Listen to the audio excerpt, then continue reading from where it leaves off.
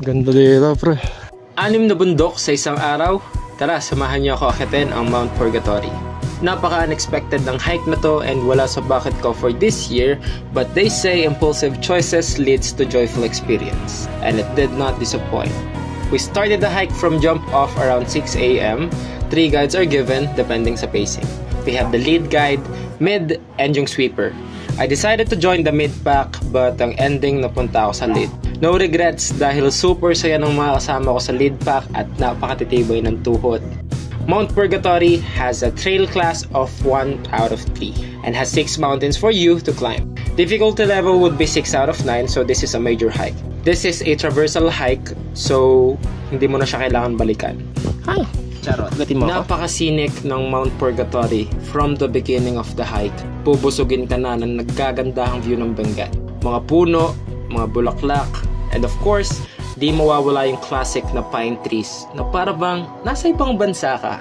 Sikat si Mount Purgatory sa mga horror story, pero during my hike I never experienced anything besides sa multo ng nakaraan. Last na yon. Back to the trail. The hike to the first mountain, Mount Mangagio, up until the second summit, which is Mount Pac, yung Anli Assault. Wherein may patag pero around 3 to 5 minutes lang. And yung trail is sementado since may mga community pa din na matadaanan. Then after that, puro banayad na ahon lang and mostly patag. The next assault would be the hike to the 5th mountain, which is Mount Comcompol.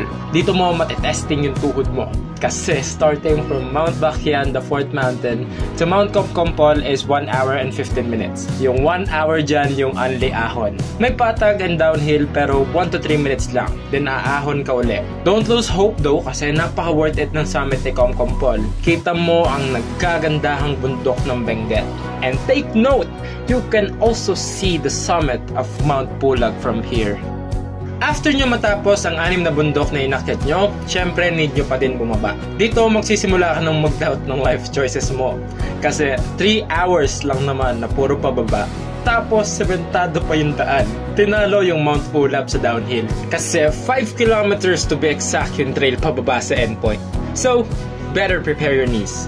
Overall, I highly suggest na i-try nyo si Mount Purgatory. And don't be scared sa mga kwentong barbero sa TikTok about ghost story. Our guide, Ate Arceli, tell me the story behind the red jersey ghost. But that would be for another story to create. So, comment down below what mountain should we try next and see you on to the next summit. Kaahon.